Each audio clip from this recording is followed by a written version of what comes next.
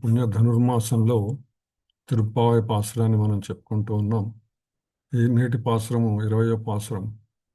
హరే కృష్ణ కృష్ణ కృష్ణ హరే హరే హరే రామ రామ రామ హరే హరే. స్వచ్ఛిష్టమాలికా బంధగంధ బంధుర జిష్ణవే విష్ణు చిత్త తనూజాయే గోదాయే నిత్యమంగళం. ఆండాళ్ తిరువడిగలే శరణం. ஸோ நேற்று பாசுரம் 33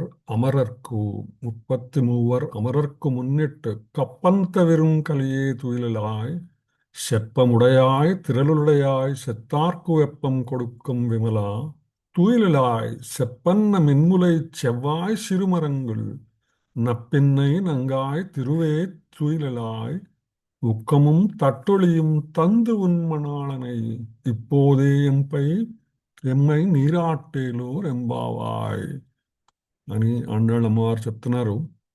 దీనికి శ్రీమాన్ చిత్రకవి ఆత్రేయ గారి తెలుగు అనువాదం: 33 సురకోటుల ముప్పుగాచి భయమును మానుకు బలశాలి మేలుకో,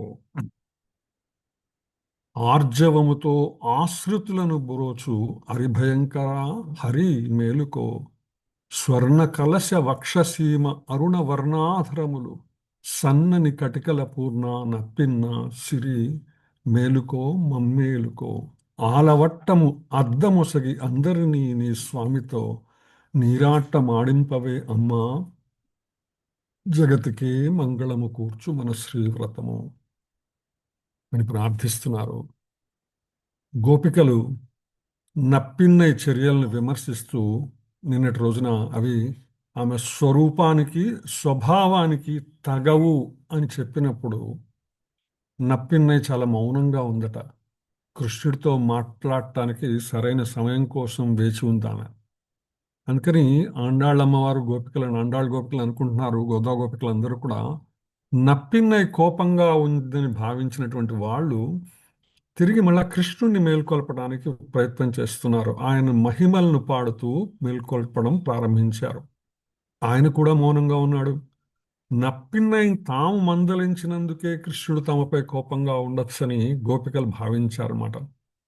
బహుశా అమ్మనన్నామని స్వామిని, స్వామిని అన్నామని అమ్మకి ఇద్దరికీ కోపం వచ్చిందేమోనని భావించి, ఒకవేళ అదే గనక నిజమైతే మరలా నప్పిన్నైని స్తుతించడం ద్వారా ఆయన కోపాన్ని కూడా శాంతపరచవచ్చు అనే భావనలోకి వాళ్ళు వెళ్ళిపోయినారనమాట. అందుకని ఈరోజు ఇద్దరిని అనమాట, స్వామిని అమ్మని నీలాదేవిని కృష్ణుడిని ఇద్దరిని స్తుతిస్తూ ప్రార్థిస్తున్నారు. మనం జాగ్రత్తగా కనుక పరిశీలిస్తే ఈ పాసురంలో 3 స్థాయిల అన్వయం కనిపిస్తుంది. ఒకటి రేపల్లలో ఏదైతే గోపికలందరూ కూడా కృష్ణుని చేరి ఆయన్ని కీర్తించేటువంటి భావనలో ఉన్నారో వారి మధ్యలో ఎటువంటి సంభాషణ జరుగుతుందో అటువంటి అన్వయం మనకు కనిపిస్తుంది. రెండోది శ్రీవిల్లిపుత్తూరు.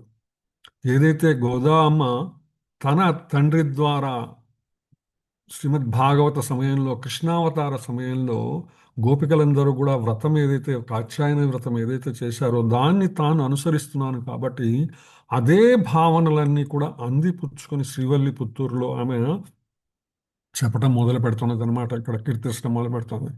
మరొకటి, మనలో కూడా ఆధ్యాత్మిక సాధనలో అంతర్ముఖం కావాలి అనేటువంటి అంశాలను ఇక్కడ మనకు చెప్పేటువంటి ప్రయత్నం చేస్తుంది అమ్మ అనమాట. సో ఆ విధంగా మనం కనుక జాగ్రత్తగా కనుక గమనిస్తే 3 స్థాయిల అన్వయం తిరుప్పావై మొత్తం కూడా మనకు దర్శనమిస్తుంది. ఒకటి, సాక్షాత్తు బృందావనంలో గోపికల స్థితి, దాన్ని అనుసరిస్తున్నటువంటి శ్రీవల్లిపుత్తూరులో గోపికల స్థితి, తదుపరి దాన్ని మనం ఎలా మన శరీరమునకు మన భక్తి మార్గమునకు దాన్ని మనం ఎలా అన్వయించుకోవాలి అని చెప్పేటువంటి ఇక్కడ మనకు అన్వయించుకునేటువంటి స్థితి. ఈ 3 స్థితులు కూడా మనకి ఈ యొక్క తిరుప్పావై ఆద్యంతము కూడా మొదల నుంచి చివరి దాకా కూడా కనిపిస్తాయి అని చెప్తుందనమాట. సో ఇక్కడ 33 అమరర్కు అంటే 33 వర్గాల దేవతలు ఉన్నారు. మన వాళ్ళు అంటుంటారు 3,000,000 దేవతలు ఒక్కటైనారు. మొన్నటనే వైకుంఠ ఏకాదశిని 3,000,000 కూడా అంటుంటాం మనం అనమాట.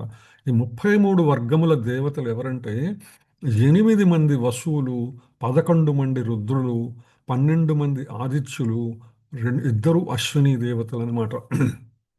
ఒక విధంగా పితృకర్మలలో కూడా వసు రుద్ర ఆదిత్య రూపాల ప్రస్తావన కూడా వస్తుంది పితృకర్మలు చేసేటప్పుడు. అందులో మనం జాగ్రత్తగా గనక గమనిస్తే శ్రీమద్ భాగవతంలో కూడా వసువులు, ఉద్ధవుడు ఎవరైతే ఉన్నారో ఆయన వసు ఒక వసువు అవతారము, భీష్ముడు ఎవరైతే ఉన్నారో మరొక వసువు భీష్ముడుగా వచ్చాడు. అలాగే నందుడు, యశోదామాత ఇద్దరు కూడా వారిద్దరు కూడా వసువులే అన్నమాట. ధరాద్రోణ ఆ విధంగా వసువులు, ఆ విధంగా 33 వర్గాల దేవతల ప్రస్తావన కూడా ఇక్కడ అమ్మవారు తెస్తూ, ఇటువంటి దేవతలు వీళ్ళందరూ తథాస్తు అంటూ తిరుగుతూ ఉంటారు. అంటే ఎవరెవరు వారిని ఆశ్రయిస్తారో, ఆ దేవతల్ని ఎవరైతే ఆశ్రయిస్తారో వారి కోరికలు తీర్చడానికి ఆ దేవతలందరూ కూడా వాళ్ళు ప్రయత్నం చేస్తూ ఉంటారు తథాస్తు అనేటువంటి పదంతో. అయితే వాళ్ళకు ఆపద వచ్చినప్పుడు మాత్రం వాళ్ళని కాపాడగలిగేది సాక్షాత్తు భగవానుడు ఒక్కడు మాత్రమే. అటువంటి మరణమే లేనటువంటి దేవతల మీదకి అసురులు దండెత్తినప్పుడు అటువంటి వాళ్ళను రక్షించటానికి కూడా నువ్వు వెళ్తావు కదా స్వామి. మరి మున్సెండ్రు కప్పం తవిర్కుం కలియే, ముందుగా వెళ్ళి వాళ్ళ భయం తొలగిస్తావు కదా నువ్వు. వారి వద్దకు వెళ్ళి వాళ్ళు పనిచేసేటువంటి నువ్వు, వాళ్ళ భయాన్ని తొలగించే నువ్వు.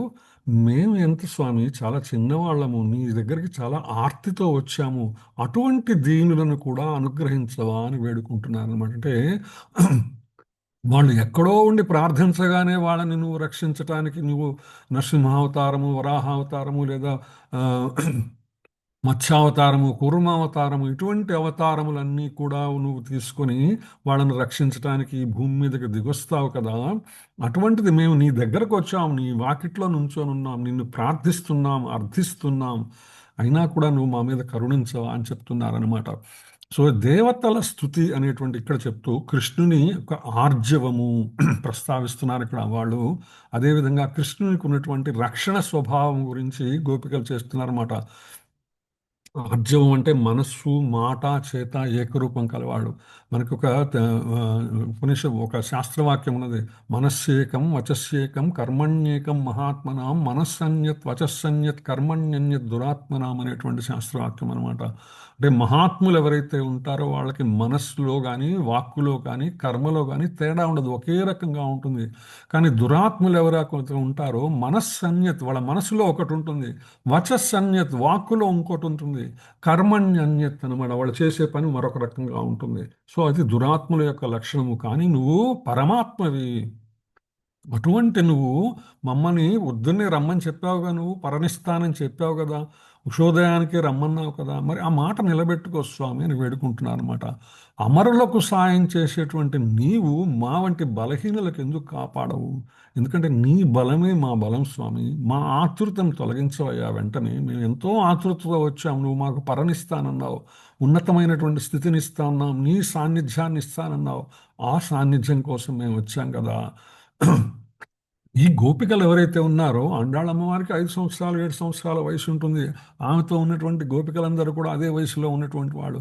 మరి వీళ్ళందరికీ కూడా 33 వర్గముల దేవతల గురించి ఎలా తెలుసు అంటే, ఏదైతే బృందావనంలో గోపికలు జన్మించారో వాళ్ళందరూ కూడా సాక్షాత్తు దేవతలు అనమాట.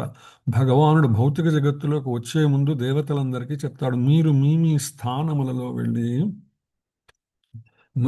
స్థానములలో జన్మించవచ్చు అని చెప్తాను. కానీ దేవతలందరూ ఈ అద్భుతమైనటువంటి అవకాశం ఏదైతే ఉన్నదో, అద్భుతమైనటువంటి అవకాశాన్ని వదిలిపెట్టుకోదలుచుకోలేదు వాళ్ళు. ఎందుకంటే స్వామితో సాంగత్యం అంత సులభంగా రాదనమాట ఇటువంటి పరిస్థితుల్లో. వాళ్ళ లోకంలో ఉన్నప్పటికీ కూడా, దేవతాలోకములలో ఉన్నప్పటికీ స్వామివారి దర్శనం వాళ్ళకి కలగదు. అటువంటిది ఇంత అద్భుతమైనటువంటి అవకాశం కలిగింది కాబట్టి, స్వామిని సాక్షాత్తు నేరుగా సేవించేటువంటి అవకాశం కలిగింది కాబట్టి ఆ దేవతలందరూ కూడా భౌతిక జగత్తులో జన్మించారనమాట. అందుకని దేవతల యొక్క పరిమితిని, భగవంతుని యొక్క అపరిమిత స్థితిని చెప్పడానికి మనకి భగవద్గీతలో ఒక శ్లోకం ఉన్నది. సతయా శ్రద్ధయాయుక్త తస్యారాధనమీహతే లభతే చ తతః కామాన్ మయైవ విహితాన్ హితాన్ అని చెప్తుంది భగవద్గీత. అటువంటి శ్రద్ధను పొందిన వాడే మనుషుడు ఏదైనా ఒక దేవతారాధన చేపట్టి తద్వారా తన కోరికలను పొందుతాడు దేవతలకి. కానీ వాస్తవానికి ఆ వరాలన్నీ భగవంతుని చేతనే ఇవ్వబడతాయి. అందుకే మన ఆచార్యులందరూ, మన గురువులు అందరూ కూడా ఏం చెప్తారంటే, కరుణించేవాడే శ్రీకృష్ణ భగవానుడు, మనకి ఏదైనా ఇవ్వగలిగే భగవానుడు. అందుకని నేరుగా ఆయన్ని ఆశ్రయించటం, ఆయన్ని శరణాగతి చేయటానికి మించిన ఉత్తమమైనటువంటి కార్యము మనొకటి లేదు. అదే విషయాన్ని ఇక్కడ ఆండాళ్ళమ్మ వారు కూడా చెప్తున్నారనమాట. మేము దేవతల దగ్గరికి వెళ్ళలేదయ్యా, నీ దగ్గరకు వచ్చాం. నీ దగ్గరకు వచ్చి నిన్ను ఆశ్రయించాం కాబట్టి నువ్వు మమ్మల్ని కరుణించని చెప్పి తూయిలెలా మేలుకో అని చెప్తున్నారు. నీ బలమే మా బలము, మాకు వేరే బలం లేదు స్వామి. బలహీనులమైనటువంటి మమ్ము కాపాడగా నువ్వు నిద్రలే స్వామి, మేలుకో అని చెప్తున్నారన్నమాట. శప్పముడయా అంటే రక్షణ, రక్షించువాడు, చెప్పినది చేయువాడు. నువ్వు ఆర్జవము కలవాడు. ఇందాక చెప్పుకున్న మనస, వాచ, కర్మణ అంటే మనసు చేత, మాట చేత, చేత చేత ఒకే విధంగా చేసేటువంటి భగవాన్ అనమాట. తిరులుడయాయ్ శక్తివంతుడవు అంటే భక్తుల శత్రువులను కూడా నువ్వు అంతం చేసేటువంటి వాడవు. మధుసూదన అని భగవానునికి పేరున్నది. మధు అంటే శత్రువులు అనమాట. అటువంటి సూదనుడు సంహరించేటువంటి వాడు. అంటే మధు అనేటువంటి రాక్షసుడిని సంహరించినటువంటి వాడు. మధు అనేటువంటి క్లేశములు జీవితములు భౌతిక జగత్తులో మా జీవులకు వచ్చేటువంటి క్లేశములను మధు అని చెప్తారు. ఆ మధు అనేటువంటి క్లేశములను సూదనుడు సంహరించువాడు, అంతం చేసేటువంటి వాడు మధుసూదనుడు. అటువంటి నీ శక్తి సామర్థ్యాలు మాలాంటి అబలను రక్షించడం కోసమే కదా. కానీ ఎందుకంటే నువ్వెప్పుడూ కూడా భగవానుడివి, ఎల్లవేళలా దీనులు కాబట్టి నువ్వే చెప్పావు భగవద్గీతలో, పరిత్రాణాయ సాధూనాం వినాశాయ చ దుష్కృతాం ధర్మ సంస్థాపనార్థాయాం సంభవామి యుగే యుగే. నీ అవతార రహస్యమే అది. నువ్వు వచ్చినందుకు మా కోసం వచ్చావు కదా. పరిత్రాణాయ సాధూనాం, మాలాంటి భక్తులను, నిన్ను ఆశ్రయించినటువంటి వాళ్ళని, నీ శరణాగతి చేసినటువంటి వాళ్ళని, నీ ప్రపత్తి చేసినటువంటి వాళ్ళని రక్షించడానికి వచ్చావు కదా స్వామి. సేత్తార్కుం వెప్పం కొడుక్కుం విమలా తుయలాయ్ శత్రు సంహారమందు నిర్మలుడా మేలుకో. ఆయన శత్రు సంహారం చేసినా కూడా నిర్మలుడట. శత్రు సంహారం చేత కూడా భగవానునికి ఎటువంటి మాలిన్యము అంటదు. ఎందుకని? ఆయన యొక్క జన్మ కర్మ దివ్యమైనటువంటివి. ప్రతి జీవాత్మ కూడా భగవాన్ నుంచి వచ్చినటువంటి విషయమే మనకందరికీ తెలుసు. వారి వారి కర్మలను అనుసరించి వారి జీవ ఫలాలను వాళ్ళు అనుభవిస్తారు. అంతేకాని భగవానుడు ఎవరిపై కోపం లేదా పక్షపాతం లేనటువంటి నిర్మలుడు అనమాట. ఈ పాశ్రంలో ఉన్నటువంటి కొన్ని ముఖ్యాంశాలను ప్రస్తావించు అన్నమాచార్యుల వారు ఒక చక్కటి కీర్తనలో తాను చెప్తారనమాట. మేదిని జీవుల కావ మేలుకోవయ్యా, నీదయే మాకెల్ల రక్ష నిద్ర మేలుకోవయ్యా. మేదిని జీవుల కాల్చన, నువ్వు ఈ జీవులను రక్షించటం కోసం వచ్చావు కదా, నువ్వు నిద్రపోతే ఎట్లా? మేలుకో స్వామి. నీ దయే మాకెల్లా రక్ష నిద్ర మేలుకోవయ్యా. నీ కరుణ చలిపిస్తే చాలు, నువ్వు అనుగ్రహిస్తే చాలు, మాకు రక్షణ కలుగుతుంది. అటువంటి నువ్వు నిద్రిస్తే ఎలా స్వామి? మేలుకోవయ్యా. తగు గోపికల కన్ను తామరలు వికసించే. గోపికలు వచ్చారు, వాళ్ళందరూ కూడా నిన్ను ఏ విధంగా అయితే సూర్యుడిని చూస్తే తామరలు వికసిస్తాయో, మేమందరం గోపికలము, ఆండాళ్ళు గోదా గోపికలు అందరూ వచ్చారు. నిన్ను చూడంగానే వాళ్ళ ముఖము వికసిస్తుంది, కనులన్నీ కూడా వికసిస్తాయి. నీ యొక్క అద్భుతమైనటువంటి రూపాన్ని ఆస్వాదించడానికి, నీ అద్భుతమైన సేవ చేసుకోవటానికి మిగుల సూర్యనేత్రుడ మేలుకో. గోపికలను తామరలుగా, భగవానుని సూర్యుడిగా ప్రస్తావిస్తూ అన్నమాచార్యులు వారు చెప్తున్నాను అనమాట. తెగువ రాక్షసులనే తిమిరము విరేయగా. రాక్షసులనేటువంటి తిమిరాన్ని నువ్వు విరిచేస్తావు, సంహరిస్తావు. అసుర సంహారం కోసం, పరిత్రాణాయ సాధూనాం మమ్మల్ని కరుణించడం కోసం, తర్వాత వినాశాయ చ దుష్కృతాం దుష్కృతులను సంహరించడం కోసం, మమ్మల్ని భక్తులను ఇబ్బంది పెట్టేటువంటి దుష్కృతులను సంహరించడం కోసం, భక్తి మార్గానికి ఇబ్బంది పెడుతున్నటువంటి దుష్కృతులను సంహరించడం కోసం అటువంటి నువ్వు అవతరించావయ్యా. నెగడిన పరంజ్యోతి నిద్ర మేల్కోవయ్యా. అంటే జ్యోతి ఏదైతే ఉందో అది కొంచెం తగ్గినప్పుడు అనమాట, తగ్గినట్టు అటువంటి నువ్వు పడుకుండేసరికి, నిద్రపోతుండేసరికి ఆ జ్యోతి కాంతి తగ్గిందేమో, కానీ నువ్వు మేలుకుంటే ఆటోమేటిక్గా అంతా ప్రకాశం విస్తరిస్తుంది. ఈ భూప్రపంచం అంతా భక్తులలో ప్రకాశం విస్తరిస్తుంది అని చెప్తారు అన్నమాచార్యుల వారు. మేదిని జీవులగావ మేలుకోవయ్యా, నీదయే మాకెల్ల రక్ష నిద్ర మేలుకోవయ్యా. తగు గోపికల కన్ను తామరలు వికసించే మిగుల సూర్యనేత్రుడ మేలుకోవయ్యా. తెగువ రాక్షసులని తిమిరము విరియగా నెగడిన పరంజ్యోతి నిద్ర మేలుకోవయ్యా అంటారు అన్నమాచార్యులు వారు అనమాట.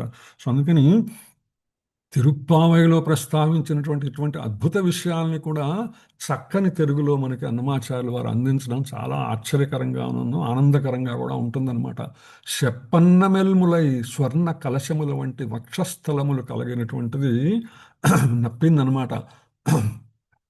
నీ వక్షోజాలు స్వామిని ఆకర్షిస్తున్నాయి. గత పాసురంలో మన ముందు పాసురంలో స్వామి ఛాతి విశాలమవుతుందని తెలుసుకున్నాం అనమాట. దీన్ని ఎలా మనము భక్తి మార్గానికి అన్వయించుకోవాలంటే ఆచార్యులు మనకు చెప్తారు, భగవానుని జ్ఞానం ఏదైతే మనలో ప్రవేశిస్తుందో మన ఛాతి విస్తారమవుతుంది, ఛాతి ఉన్నతమవుతుంది, ఛాతి వికసిస్తుంది అని చెప్తారు. భగవానునిపై జ్ఞానం ఏదైతే ఉన్నదో అది స్వామిని ఆకర్షిస్తుంది అనే విషయాన్ని చెప్తారనమాట. సో అందుకని భగవద్జ్ఞానము సంపూర్ణముగా కలిగించి భగవత్తుని యొక్క సేవలో సంపూర్ణముగా నిమగ్నమైనటువంటిది నప్పిన్నై. అందుకని చెప్పన్న మెల్ములై అంటున్నది అన్నమాట ఆ గోదాము వారు ఇక్కడ. చెవ్వాయ్ సిరుమరుంగల్, ఎర్రని పెదవులు సన్నని నడుమట. ఎందుకంటే మనం చెప్పుకున్నాం నప్పిన్నై, నల్ల పిన్నై, నల్ పిన్నై అనేటువంటి నప్పిన్నై అంటే మంచి స్త్రీ అని చెప్పుకున్నాము. నల్ మంచి తమిళంలో ఉన్నటువంటి పదం అన్నమాట. అలాగే నీలాదేవి అని చెప్పుకున్నాం, సాక్షాత్తు భక్తికి ప్రతిరూపం ఆమె. ఏదైతే మనం గోదాం రాధారాణి, శ్రీమతి రాధారాణి భక్తి ప్రతిరూపం అంటామో ఆ సాక్షాత్తు రాధారాణియే, శ్రీమతి రాధారాణియే నీలాదేవి అనమాట. అటువంటి నీలాదేవి భక్తికి ప్రతిరూపమైనటువంటిది. ఆమె శరీరములో కూడా వర్ణన ఏదైతే ఉన్నదో ఇది భక్తిని ప్రేరేపించేట్టుగానే ఉంటుందన్నమాట. సో అందుకని ఆమెను ఎర్రని పెదవులు సన్నని నడుము ఉందట. ఇది భౌతికమైనటువంటిదా? కాదు. పెదవులు స్వామిని ఆకర్షిస్తాయి. ఎటువంటి పెదవులు స్వామిని ఆకర్షిస్తాయి? భగవంతుని యొక్క నిరంతర నామస్మరణ చేత ఏదైతే ఎరుపెక్కినటువంటి పెదవులు ఉన్నాయో మన పెదవులు కూడా భగవంతుని నిరంతర నామస్మరణ చేత ఎరుపెక్కాల. అప్పుడు అది స్వామిని ఆకర్షిస్తుంది అనమాట. అంటే భగవంతుని నామము నిరంతర స్మరణ చేత, బాగా పలకటం చేత, నాలుక మీద భగవంతుని యొక్క నామము నృత్యము చేయటం చేత, భగవంతుని నామము భగవానుడు వేరు వేరు కాదని మనకి శిలాప్రపాలు వారు అనేక సందర్భంలో చెప్పారు. అటువంటి భగవాన్ నామము నిత్యము మన యొక్క నాలుక మీద నాట్యం చేయటం చేత, పెదవులు ఎరుపెక్కడం చేత అవి స్వామిని ఆకర్షిస్తాయి. సన్నని నడుము స్వామిని ఆకర్షిస్తుందట. ఏమిటండి ఈ సన్నని నడుము అంటే? భౌతిక విషయ త్యాగం కలిగినటువంటి వైరాగ్యం అనమాట. ఇది భక్తులకు ఉన్నటువంటి భౌతికమైనటువంటి విషయం మీద వైరాగ్యము, భగవత్ సంబంధం విషయమైనటువంటి విషయములపై అనురక్తి కలిగి ఉండటమే భక్తి మార్గములో ఉన్నత స్థితి. భగవానునిపై నిరంతర భక్తి స్వామిని ఆకర్షిస్తుంది అనమాట. భక్తుని వైరాగ్య స్థితి స్వామిని ఆకర్షిస్తుంది అనే విషయాన్ని చెప్తున్నాయన్నమాట. ఈ యొక్క పదములు ఏవైతే ఉన్నాయో ఈ యొక్క పాసనంలో అని ఆచార్యులు మనకు తెలియజేస్తారు. నప్పిన్నై నంగాయ్ తిరువే తూలెలాయ్, పూర్ణ నప్పిన్న మంచి స్త్రీ లక్ష్మీ మేలుకో. నువ్వు సాక్షాత్తు లక్ష్మీవమ్మ, ఉన్నత స్థానంలో ఉన్నటువంటి నువ్వు నిద్రించడం తగుదమ్మా, మేలుకో. నీవు మా లక్ష్యానికి సాధనము నువ్వే. మేము స్వామి దగ్గరికి మమ్మల్ని చేర్చగలిగిన దానివి నువ్వే. స్వామి దగ్గరికి ఏది చేర్చగలదు? భక్తి మాత్రమే స్వామి దగ్గరికి చేర్చగలదు. అటువంటి భక్తికి ప్రతిరూపమే నప్పిన్నాయి నీలాదేవి. సో అందుకని ఆయన దగ్గరికి మేము వెళ్ళాలంటే మేము గలిగినది నిన్నే, మమ్మల్ని చేర్చగలిగినది నువ్వే. ఎందుకంటే మేము తల్లి ద్వారానే మనం స్వామిని చెందగలమన్నమాట. శాస్త్రవాక్యం ఉన్నది, మాతో మంత్ర కురుపిత అనేటువంటి వాక్యం అనమాట. అంటే మంత్రం ఏదైతే ఉన్నదో అది తల్లి లాంటిది అని చెప్తానమాట. భగవన్నామ స్మరణ మాత్రమే.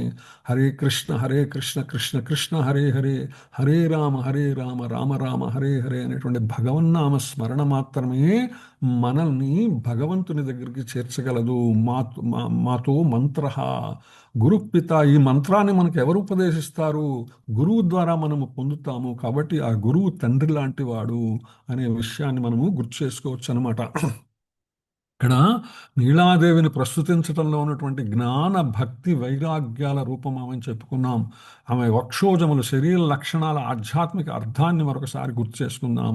వక్షోజాలు జ్ఞాన భక్తి, అమ్మవారి వక్షోజాలు అనమాట. సన్నని నడుము వైరాగ్యాన్ని గుర్తు చేస్తూ ఉంటుంది. అధరాలు పరభక్తి, పరమభక్తి, ఉన్నతమైనటువంటి భక్తి, భగవంతుని శరణాగతి భక్తి. ఆమె సాక్షాత్తు ఐశ్వర్య స్వరూపిణి అనమాట. ఉపేయము ప్రాప్యము రెండు ఆమె.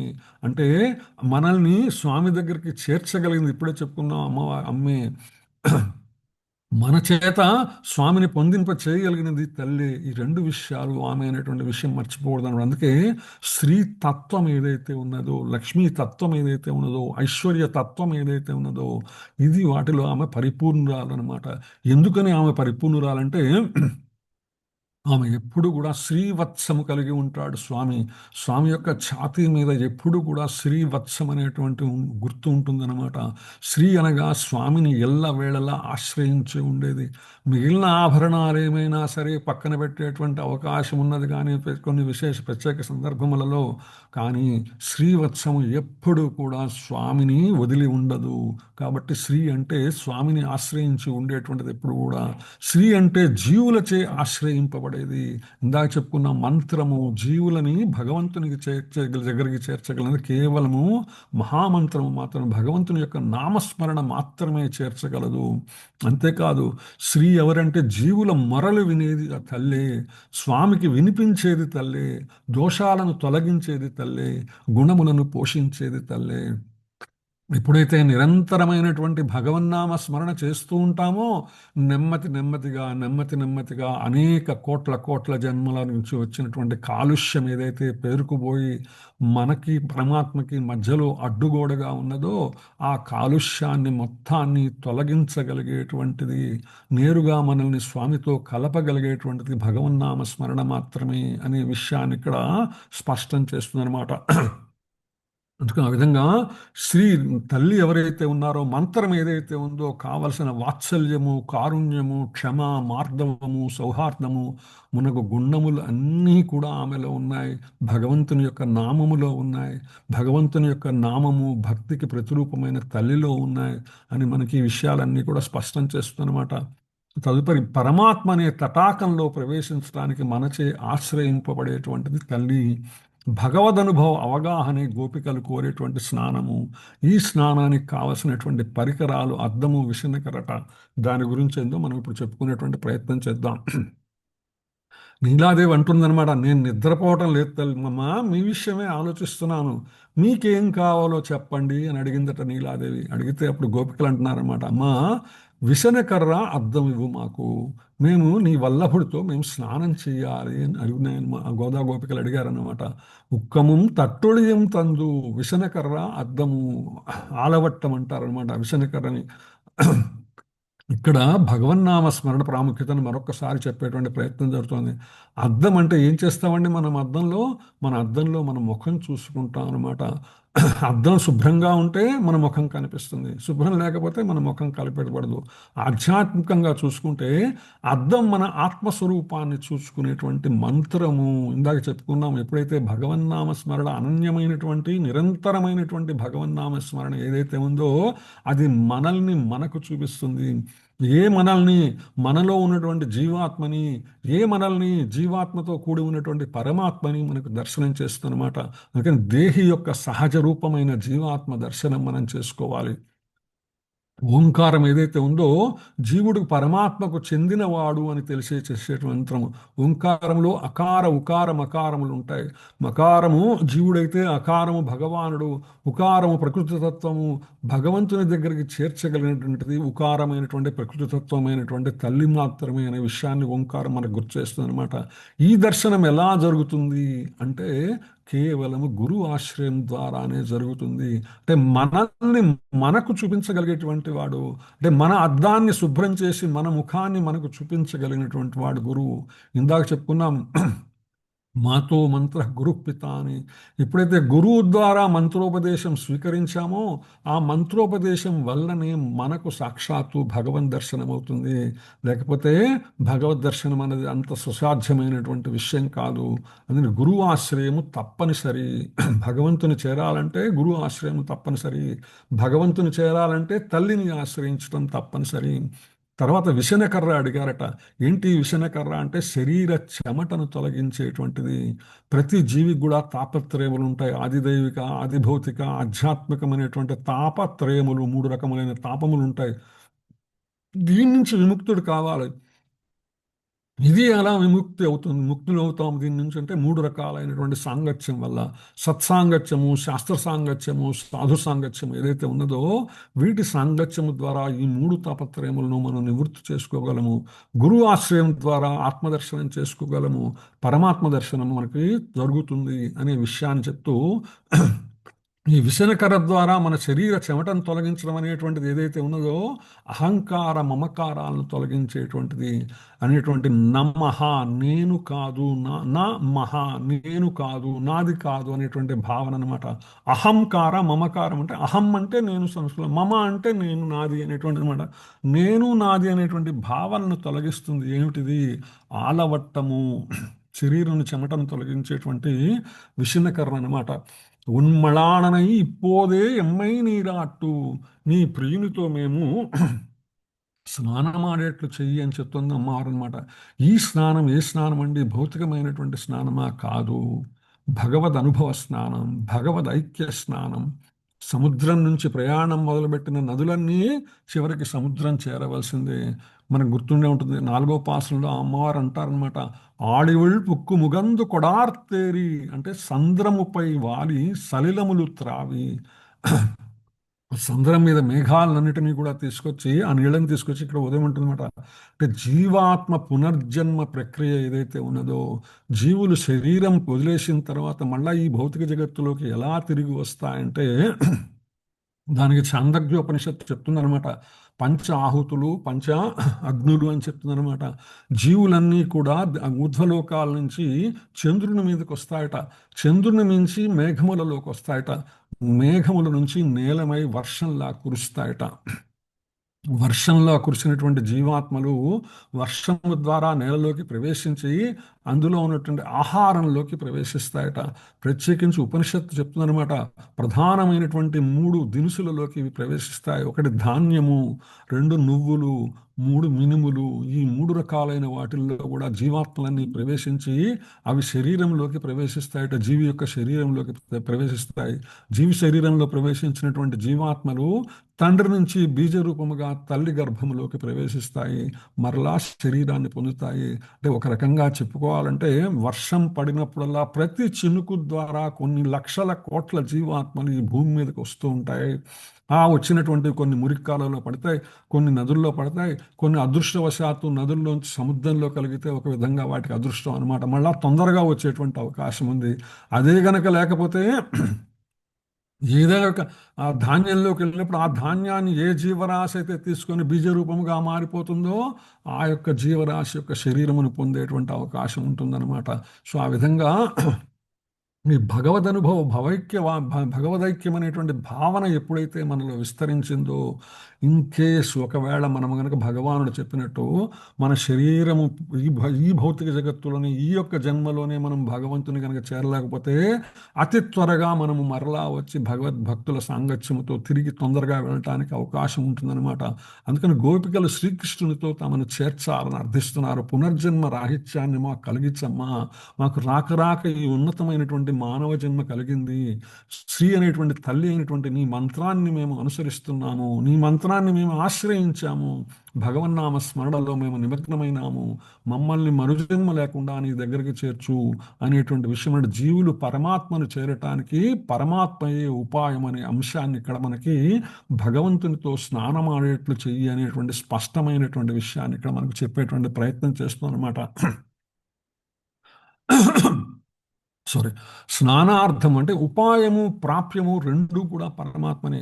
భార్యతో భర్త స్నానం చేయించమని అడగటం ఆశ్చర్యం కాదు, ఎందుకంటే జీవుని పరమాత్మ దగ్గరకు చేర్చేది పరమాత్మనే, ఉపాయము ఆయనే, లక్ష్యము ఆయనే, రెండు కూడా భగవానుడే అనమాట. అందుకే భగవానుడు చెప్తారు, దైవీహేషాం గుణమయీ మమ మాయా దురత్యయ మామే వైశ్యసి ప్రపద్యంతే మాయామేతాం తరంతితే అన్నాడు.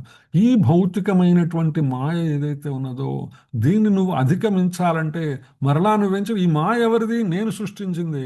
ఈ మాయ నుంచి నువ్వు బయటపడాలంటే మళ్ళీ నన్ను ఆశ్రయించవలసింది చాలా స్పష్టంగా భగవాన్ చెప్తాడనమాట. అందుకని భగవంతుని చేరటానికి ఉపాయము భగవానుడే, భగవంతుని చేరటానికి లక్ష్యము భగవానుడే, భగవంతుని చేరటానికి మార్గము మంత్రము భగవానుడే అనేటువంటి విషయం మనము ఈ యొక్క అంశం ద్వారా అమ్మవారు తెలియజేస్తున్న మణాలనై ఇప్పోదే ఎమ్మై నీరాటు. ఇదే విషయాన్ని కఠోపనిషత్తు కూడా చెప్తుంది.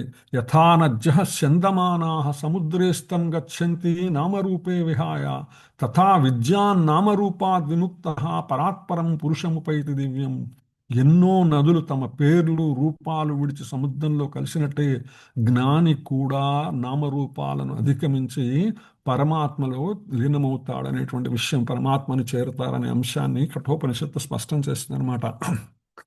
అందుకని గోపికలు చివరిగా ప్రార్థిస్తున్నారు, అమ్మా విసనకర్ర అద్దం ఇచ్చి మా స్వరూపాన్ని శుద్ధి చేసుకునేటువంటి అవకాశం ఇవ్వు, నీ వల్లభుడితో స్నానం చేయించు, అంటే పరమాత్మకే నిత్య కైంకర్య భాగ్యం ప్రసాదించు అనే స్పష్టతను ఇక్కడ గోపికలు మనకు తెలియజేస్తున్నారు. ఈ పాసురం ఏదైతే ఉందో మనకి మూడు ప్రధాన విషయాలను చెప్తుంది. ఉపాయము పరమాత్మ, అంటే పరమాత్మను చేరగలగటానికి సాధనము పరమాత్మే, చేరగలిగింది పరమాత్మని. ఉపేయము అంటే మనకి మనం చేర్చగలిగేటువంటిది శ్రీ తల్లి మంత్రము అనే విషయాన్ని ఇక్కడ చెప్తున్నమాట.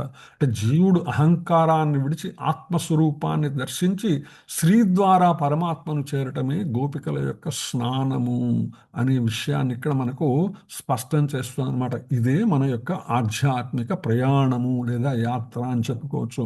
పరమాత్మను చేరాలనేటువంటి స్థిరమైన బుద్ధితో నిరంతర ఇటువంటి సాధన చేసే వాళ్ళు ఎవరైతే ఉన్నారో వాళ్ళని ప్రపన్నులు అని చెప్తారనమాట. ఈ ప్రపన్నులు కూడా రెండు రకాలుగా ఉంటారని మనకి శాస్త్రములు చెప్తారు, ఆచార్యులు చెప్తారు. వారిని ఆర్త ప్రపన్నులు, తృప్త ప్రపన్నులు అంటారు. ఆర్త ప్రపన్నులు అంటే భగవంతునితో విరహాన్ని భరించలేక ఈ లోకాన్ని విడిచి పరమపదాన్ని చేరుకోవాలనే తీవ్రమైన ఆరాటంతో ఉండేటువంటి వాళ్ళు ఆర్త ప్రపన్నులు. తృప్త ప్రపన్నులు ఎవరంటే శరణాగతిపై విశ్వాసంతో ఈ శరీరం ఉన్నంత వరకు ఓపికగా సాధన చేస్తూ సహజ మరణం పొందినప్పుడు పరమపదం చేసుకునేవారు. రెండు మార్గములు కూడా అనుసరించదగినటువంటివే. కానీ మనం వైష్ణవులుగా ప్రపన్నులుగా మనం ఏం చేయాలంటే జ్ఞానం, వైరాగ్యం, భక్తిని పెంపొందించుకునేటువంటి ప్రయత్నం చేయాలా. శాంతియుతంగా ఈ దేహాన్ని విడిచిన తర్వాత మోక్ష మార్గంలో పయనించి భగవంతుని చేరుకునేటువంటి ప్రయత్నం చేయాలా. ఈ ఆతృతను, ఈ ఈ ప్రయాణ విషయాన్ని శ్రీమద్ భాగవతంలో దశమ స్కందంలో ఒక చక్కటి శ్లోకం తెలియజేస్తుంది. దాని పోతనామాచుల వారు తెలుగులోకి చక్కగా అనువదించారన్నమాట. ఏ వేళం కృపజూచునెన్నడు హరిన్ వీక్షింతునం చాక్షుడై నీ వెంటంబడితుంటి కర్మ చేయమున్ నిర్మూలముం చేయుచున్ నీవాడై తను వాంగ్మనోగరుతుల నిన్ సేవించు విన్నాని ఓ కైవల్యాధిపి లక్ష్మీ నుద్దవడిదా గైకొన్నవాడీశ్వరా. సర్వేశ్వర శ్రీకృష్ణ నన్ను ఏనాటికి దయచూస్తాడో, ఎప్పుడు నేను శ్రీహరిని చూడగలుగుతానో అనే ఆర్తితో ఉన్నవాడే నిజమైన సంపన్నుడు. ఈరోజు గోదా గోపికల్లో మనకు ఆ ఆర్తి కనిపిస్తున్నది.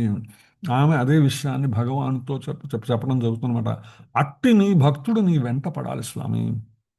స్వామి కోసం తపించాలా, తపస్సు చేయాలా. తపస్సు అంటే తపన, తపించటము అంటే నిరంతరమైనటువంటి భగవంతుని యొక్క నామ కథా లీలా స్మరణ, శ్రవణం, కీర్తనం, విష్ణో స్మరణం, అర్చనం, వందనం, పాదసేవనం, దాస్యం, సాఖ్యం, ఆత్మనివేదనం. నిరంతరము మనస వాచ కర్మణ భగవంతుని చేరాలనేటువంటి సంకల్పముతో తపించటమే. నీ భక్తుడు నీ వెంట పడాలి. అలా వెంట పడుతున్నారు గోదా గోపికలు అమ్మవారి వెంట, స్వామివారి వెంట అనమాట.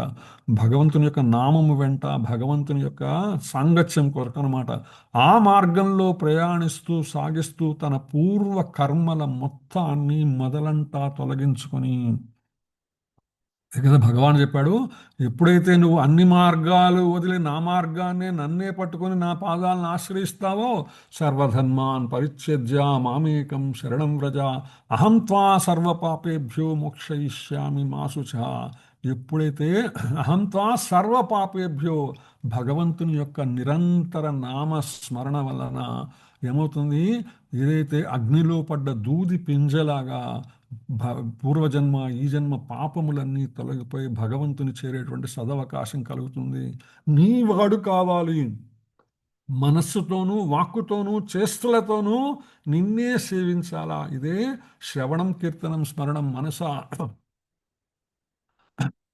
అర్చనం వందనం పాదసేవనం దాస్యం సాఖ్యం ఆత్మనివేదనం అంటే మనసా వాచ కర్మణ ఈ నవవిధ భక్తులను ఎప్పుడైతే భగవంతుని సేవిస్తామో అతడు నిజమైన నేర్పరి అని చెప్తుంది. అతడే వాస్తవమైనడానికి మోస్ట్ స్కిల్ఫుల్ పర్సన్ అనమాట. అటువంటి నేర్పరికి కానీ మోక్షలక్ష్మిని పూర్తిగా అందుకోవటం సాధ్యం కాదు. అంటే మోక్షమును కలిగించు లక్ష్మి, మోక్షమును కలిగించు శ్రీమతి రాధారాణి, మోక్షమును మనకు భగవంతుని దగ్గరికి చేర్చగలిగినటువంటి నీలాదేవి నప్పిన్నయి, భగవంతుని దగ్గరికి మనము చేర్చగలిగినటువంటి లక్ష్మీదేవి, ఈ అమ్మవారు మాత్రమే, తల్లి మాత్రమే మనల్ని తండ్రి దగ్గరకు చేర్చగలదు అనేటువంటి మరొక అద్భుత విషయాన్ని ఇక్కడ మనకు పోతనామాచులు కూడా శ్రీమద్ భాగవతంలో అందజేయటం జరిగిందనమాట. సో ఆ విధంగా యూనిటీ పాశ్రంలో ఇవాళ విషయములన్నీ కూడా ఇప్పటిదాకా మనం చెప్పుకున్నటువంటి విషయములలో ఏమైనా మార్పులు చేర్పులు కానీ లేదా ఏదైనా ప్రశ్నలు ముఖ్యాంశములు కానీ ఉంటే అందరితో పంచుకునేటువంటి ప్రయత్నం చేయాలి. ఇంకా టైం ఎంత ఉన్నదో, 2 minutes ఉన్నదా మాత్రమే. అవును ప్రభు, ఉంది ప్రభు. హరే కృష్ణ. సో ఇవాళ విన్న దాంట్లో మీరు క్వశ్చన్లు కానీ లేదా ఇవాళ విన్న దాంట్లో కనీసం మీరు విన్న దాంట్లో ముఖ్యం మీకు నచ్చినది కానీ నచ్చని కానీ ముఖ్యాంశాలు కానీ అందరితో పంచుకునే ప్రయత్నం చేయాలి 2 minutesలో. హరే కృష్ణ. ప్రభు మీరు పోతన భాగవతం చెప్పారు కదా, అది రిలేటెడ్ లో మన దాంట్లో ఏం శ్లోక ప్రభు అది? అది ఐ థింక్ దశమ స్కందంలోనే ఉన్నది మాతాజీ, నేను ఒకసారి చూస్తాను. ఓకే. అదే ఒకసారి నాకు దాన్ని రిలేట్ చేసుకోవడానికి ట్రై చేశాను, గుర్తు రాలేదు శ్లోక, అందుకొని అడుగుతున్నాను. ఓకే ఓకే మాతాజీ, గుర్తు చేసి చూస్తాం మాతాజీ, ఉండాలి నా దగ్గర అది కూడా. అదే Hare Krishna. Any other input, realization, ముఖ్యాంశములు విన్న దాంట్లో మీకు నచ్చిన ఒక్క పాయింట్ చెప్పండి, ఏం మాట్లాడడం లేకపోతే కనీసం అందరూ నచ్చని పాయింట్ అయినా చెప్పచ్చు. మూడు ఉపాయము ఉపేయము, మూడు పరమాత్మ చెప్పారు చూడండి ప్రభు, అది బాగా నచ్చింది ప్రభు నాకు. హరే కృష్ణ. హరే కృష్ణ ప్రభుజీ. నాకైతే ఆ విష్ణుకరది బాగా అనిపించింది, మనలో ఉన్నటువంటి అంటే మనకున్న వేద చెమట అనేది అహంకారం మమకారాలు రెండింటినీ కూడా అయిపోవాలంటే. హరే కృష్ణ ప్రభుజీ. హరే కృష్ణ మాతాజీ. హరే కృష్ణ. ధన్యవాదాలు. ఆ అద్దము విసనకర్ర అనేది బాగా ఉంది ప్రభుజీ, ఆ కంపారిజన్. అద్దము ఎందుకు చూసుకుంటామో మనకు తెలియదు, ఇన్ని రోజులు మన శరీరం చూసుకుంటూ ఉంటాము, ఫ్యాన్లు ఏసీలు వేసుకుంటాము ఒళ్ళు చల్లపరుచుకోవడానికి. బట్ ఈ కంపారిజన్ ఇప్పుడే వింటున్నాను ప్రభుజీ, బాగుంది. హరే కృష్ణ. హరే కృష్ణ. హరే కృష్ణ ప్రభుజీ, ప్రణాం. నాకైతే అది నిత్యం హరినామం వల్ల మనకు మన పాపాలు దహిస్తాయి, అగ్నిలో వేసిన దూదిలాగా అన్నారు కదా ప్రభుజీ, అది నాకు బాగా నచ్చింది ప్రభుజీ. హరే కృష్ణ. హరే కృష్ణ ప్రభు. దీన్ని బట్టి ఏమర్థమైంది, అందరూ చాలా కాన్సన్ట్రేషన్ గా వింటున్నారు ప్రభు. చాలా ఆనందంగా ఉంది అన్నమాట. అదే వింటున్నారని అర్థమైంది, చాలా బాగుంది, సంతోషం. హరే కృష్ణ ప్రభుజీ, ప్రణామ్స్. ధన్యవాదాలు ప్రభుజీ. అందరం వింటుంటాం ప్రభుజీ, పొద్దున్నే కదా కొంచెం బిజీగా ఉంటాం, అందుకే ఆన్సర్ ఇవ్వలేకపోతామేమో, కానీ చాలా బాగా చెప్తున్నారు ప్రభుజీ. ప్రతి ఒక్కరు కూడా బాగా చెప్తున్నారు ప్రభుజీ, అర్థం కాని వాళ్ళకి అర్థమైన వాళ్ళకి కూడా చక్కగా అర్థమయ్యేటట్టు చెప్తున్నారు ప్రభుజీ. హరే కృష్ణ. హరి బోల్. హరే కృష్ణ. హరే కృష్ణ. కృష్ణ కృష్ణ హరే హరే. హరే కృష్ణ మాతాజీ. ఇంకేం లేకపోతే వీ కెన్ బ్రేక్అవుట్ రూమ్ వెళ్ళిపోతాం, టైం కూడా అయింది అనుకుంటాం. Okay Mataji. Prabhuji Hare Krishna. Thank you అందరికి ప్రభు, మీకు కూడా ధన్యవాదాలు ప్రభు. హరే కృష్ణ. మనం బ్రేక్అవుట్ రూమ్స్ ఖాళీ చేసి వెళ్దాం మాతాజీ.